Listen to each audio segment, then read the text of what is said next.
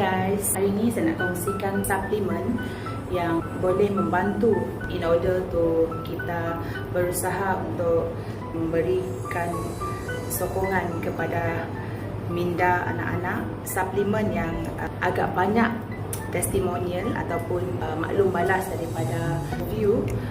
Saya tengok banyak positif komen daripada past customers. Dia orang bagi komen yang sangat positif. So saya pun decide untuk mengambil langkah untuk mencuba beri kepada anak-anak saya. Walaupun it's a bit late sebab anak-anak saya pun sudah mencapai umur sekolah menengah. Ada yang dah, seorang dah lepas, seorang sekolah menengah.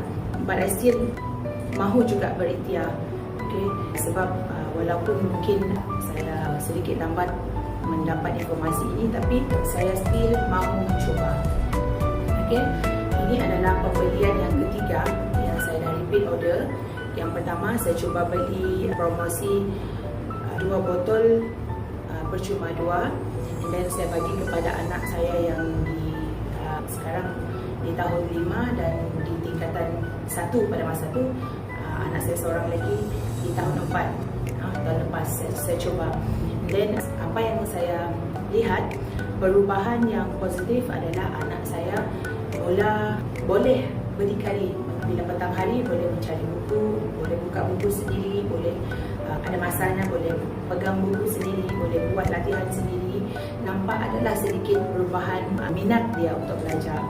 Dan apabila saya melihat perubahan positif ini, dan saya teruskan pembelian, saya teruskan memberi mereka consume suplemen ini. Suplemen ini adalah FastQ, dinamakan FastQ. FastQ ini sesuai diambil oleh pelbagai peringkat umum anak-anak. Dia boleh cuba.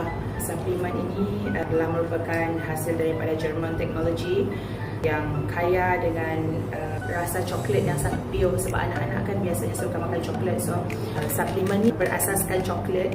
So I'm very sure that anak-anak memang akan auto tertarik. Kalau macam anak-anak saya memang dia suka favorite dengan coklat, so memang tak ada masalah. Dia orang memang suka makan.